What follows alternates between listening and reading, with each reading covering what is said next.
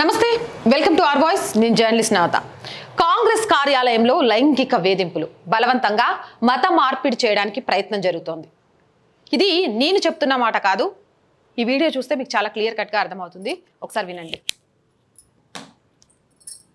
Sir 19 में हम भाई बहनों में आपस में झगड़ा हो रहा था। झगड़े के लिए मैं दीवानी कलेक्ट्री गई, वहां मेरी मुलाकात जलालुद्दीन से हुई। कौन है जलालुद्दीन? एडवोकेट। मैंने जो भी घर की स्थिति थी सारी उनको बताई। उसने मुझे विश्वास में लिया और ये कहा कि हम तुम्हारी पूरी मदद करेंगे। उसने मेरे को भरोसा दिलाया। ये इसी के चक्कर में जलालुद्दीन का मेरे घर पर आना जाना शुरू हो गया। जी, जलालुद्दीन एक दिन घर पर आए, मेरी तबीयत ठीक नहीं थी। उसके लिए उन्होंने इतनी हमदर्दी बताई कि वो मुझे बोले चलो मैं तुम्हें दवाई दिलवा के लेके आता हूँ। मैंने उन्हें मना किया कि इतनी तबीयत खराब नहीं है, लेकिन उसके बाद भी वो मुझे लेके जाते हैं।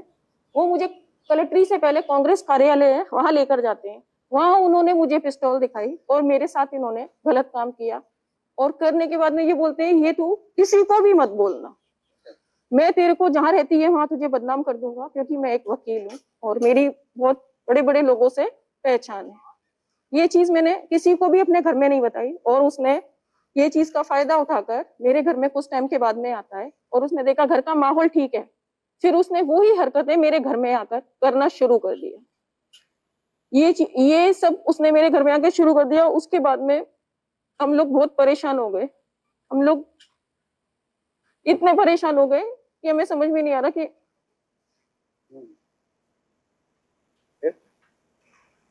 हम लोग खुद ही अपने घर में इससे बचने के लिए अपने घर को लॉक रखते थे, बाहर से ताला लगा के रखते थे। ये जोर जोर से आता था, कुंडियां पीटता था।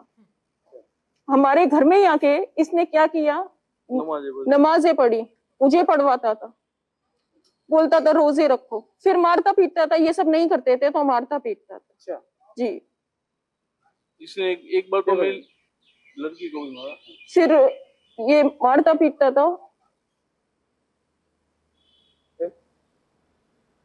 कब से कर रहा है ये ऐसी हरकत? जी, इसको कम से कम हो गए 2-3 साल। जी, माँ के मरने के बाद? जी, माँ के मरने के गलत काम करता था?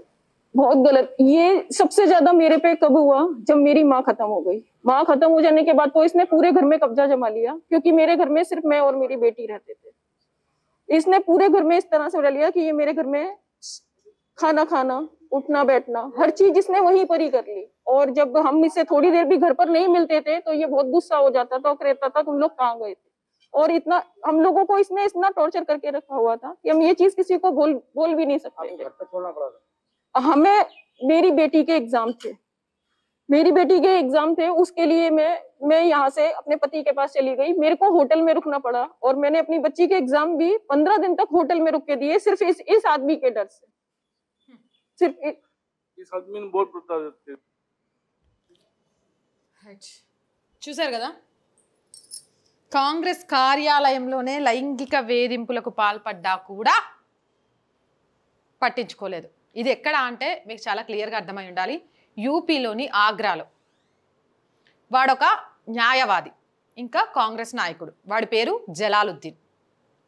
జలాలుద్దీన్ అనే ఒక వెధవ కాంగ్రెస్ పార్టీ నాయకుడిగా లాయర్గా ఉంటూ ఓ ఆడపిల్ల మీద పార్టీ కార్యాలయంలోనే లైంగిక వేధింపులకు పాల్పడుతున్నా ఎవరితో చెప్పుకోలేక, చెప్పుకున్నా పట్టించుకునే నాదుడే లేక కూతురుతో సహా పారిపోయి హోటల్లో దాక్కోవాల్సి వచ్చింది.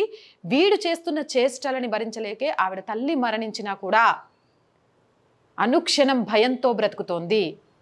లైంగిక వేధింపులకు పాల్పడటమే కాదు, రోజా చెయ్యి, నమాజ్ చెయ్యి అంటూ మతం మారాలని బలవంతం కూడా చేస్తున్నాడంటే వాడు మనిషా రాక్షసుడా?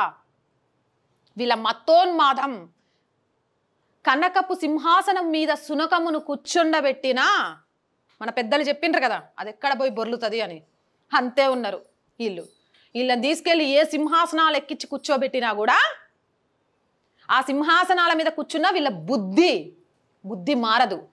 ఆడది అంటే సుఖం ఇవ్వాలి, ఆడది అంటే మతం మారాలి, ఈడికి వంటింటి కుందేలుగా వీడికి సుఖం ఇచ్చే వస్తువుగా మారాలి, లేకపోతే కొడతారు. ప్రతిఘటిస్తే చంపేస్తామని వార్నింగ్లు ఇస్తారు. పోలీస్ స్టేషన్కి పోవాలన్నా భయపడే పరిస్థితులు తీసుకొస్తాడు. జలాలుద్దీన్ అనే లాంటి మతోన్మాదులను నడి రోడ్డు మీద ఉరిదీయాలి. అందుకే అంటారు ఎక్కడ ఉంచాల్సిన అక్కడే ఉంచాలి, లేకపోతే ఇగో ఇలానే ఒళ్ళు బలుపెక్కిన చేష్టలు చేస్తూ ఉంటాడు. పాపం ఆవిడ పోలీసులకు కంప్లైంట్ చేసింది, కన్నీటితో తన బాధను మీడియా ముందుంచింది బాధితురాలు. ఆవిడకు న్యాయం జరగాలని జలాలుద్దీన్ లాంటి ఉన్మాదులను లాయర్ వృత్తి నుంచి బహిష్కరించి కాంగ్రెస్ పార్టీ ముస్లిం సంతుష్టీకరణ రాజకీయాలను పక్కన పెట్టేసి మీరు చేస్తున్న సంతుష్టీకరణ రాజకీయాల కోసం మీ పార్టీ నాయకులే ఎంత దారుణాలకు ఒడిగడుతున్నారో నిజాలను తెలుసుకొని అలాంటి వాళ్ళను బహిష్కరించడంతో పాటు వాళ్లకు కఠిన శిక్ష పడాలని మీరే పోరాటం చేయాలి. లేకపోతే మీ అస్సలు బుద్ధి అస్సలు రంగు ఏంటి అనేది ప్రజలకు అర్థమవుతుంది. అవునంటారా కాదంటారా? మీ అభిప్రాయం ఏంటి? కామెంట్ సెక్షన్లో పెట్టేయండి. మోర్ వీడియోస్ కోసం ఆర్ వాయిస్ ఛానల్ వెంటనే సబ్స్క్రైబ్ చేయండి. చాలా మంది వీడియోస్ చూస్తున్నారు, సబ్స్క్రైబ్ చేయడం మర్చిపోతున్నారు. So please subscribe our channel. Content బాగుంది అనిపిస్తే లైక్ చేయండి, షేర్ చేయండి. అలాగే ఆర్థికంగా ఆర్ వాయిస్కి చేయూతనందించండి. మీరు చేసే ప్రతి చిన్న సహాయం కూడా ఈ ఛానల్ మరింత ముందుకు వెళ్ళడానికి ఉపయోగపడుతుంది. So please support our channel. ఆర్థికంగా సపోర్ట్ చేయాలి అనుకుంటే సబ్స్క్రిప్షన్ పక్కనే జాయిన్ అనే బటన్ ఉంటుంది. 1 to 5 లెవెల్స్ ఉంటాయి. ఏదో ఒక లెవెల్లో సపోర్ట్ చేయండి. స్క్రీన్ మీద గూగుల్ పే, ఫోన్పేతో పాటు అకౌంట్ డీటెయిల్స్ ఉన్నాయి. మీకు తోచిన సహాయం అందించవచ్చు. వ్యాపార ప్రకటనల కోసం 8328500576 నెంబర్ని సంప్రదించండి. జై హింద్, జై భారత్.